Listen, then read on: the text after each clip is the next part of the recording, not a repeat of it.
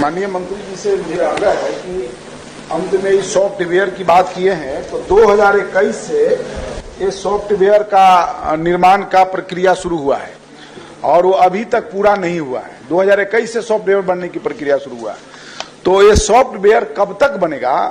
और दिव्यांग और महिला शिक्षकों का ऐच्छिक हस्तांतरण की बात हुई थी, तो उसमें से मुझे तो नहीं लगता है कि अभी तक किसी का हुआ है।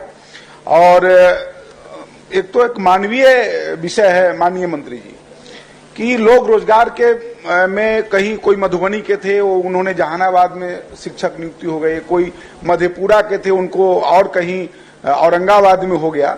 तो इस चीज को इतना दिन से आप मंत्री तो ठीक है, सरकार का जो सिस्टम है माननीय मंत्री जी वो काम करता है, मंत्री आप रहे हम रहे कोई रहे, लेकिन जो ये सिस्टम एक तरह से कहिए कि कोलैप्स कर गया है। तो जो नियमावली है उस नियमावली में सॉफ्टवेयर का जो बात कहा गया कि सॉफ्टवेयर बनेगा, तो ये कैसे सॉफ्टवेयर बन रहा है, कब तक सॉफ्टवेयर पूरा होगा और कब तक शिक्षकों का न्याय मिलेगा?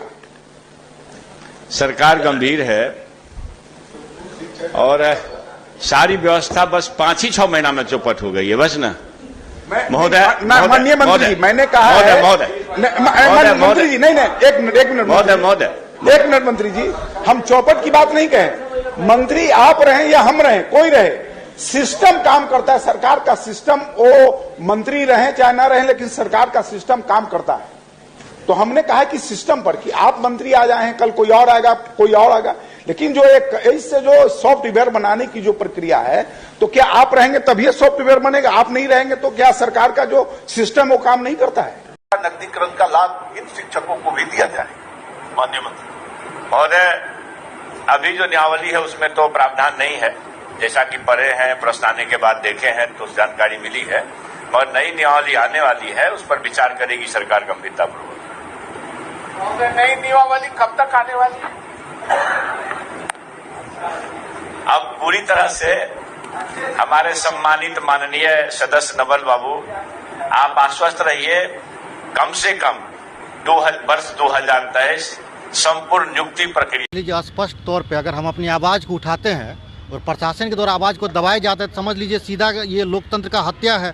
हम लोग अपनी आवाज रख रहे हैं और सरकार से मांग कर रहे हैं और सदन में बात उठ रहा है और सड़क पे प्रदर्शन चल रहा है, उसके बाद ये गूंगी बहरी और निकम्मी जो सरकार है इसको सुनाई नहीं दे रहा है, तो काफ़ी दुर्भाग्यपूर्ण है। और बिहार के शिक्षा व्यवस्था का बात है ये, तेजस्वी जी जब विपक्ष में थे तो वो जब एनडीए की सरकार थी वो कहते थे गूंगी बहरी और निकम्मी सरकार, ये नाम दिए थे। तब मैं उनसे पूछना चाहता हूँ, वर्तमान में सरकार है, इसको आप क्या कहिएगा? आप इसको अंधी बहरी और गूंगी निकम्मी कहिएगा कि नहीं कहिएगा? लेकिन आप में एक और चीज ऐड हो रहा है तेजस्वी जी, आप में अत्याचारी शिक्षा के अभ्यर्थियों पे लाठीचार्ज, युवाओं पे लाठीचार्ज, युवाओं के सपनों पे लाठीचार्ज, बिहार के सपनों पे लाठीचार्ज आप कर रहे हैं, ना कि आप शिक्षक के अभ्यर्थी पे लाठीचार्ज कर रहे हैं। हम लोग, आप नोटिफिकेशन दे दीजिए, क्या क्यों प्रदर्शन करेंगे?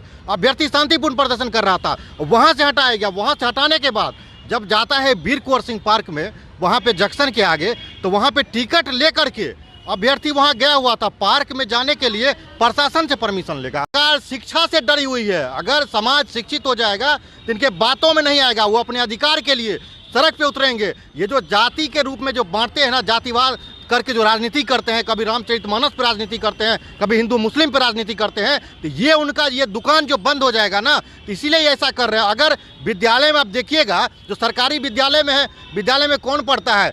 चंद्रशेखर जी जो माननीय शिक्षा मंत्री जी हैं, वो रामचरितमानस लेकर के आते हैं, कभी सूत्र पे बात उठाते, कभी अन्य तरह का बात उठाते।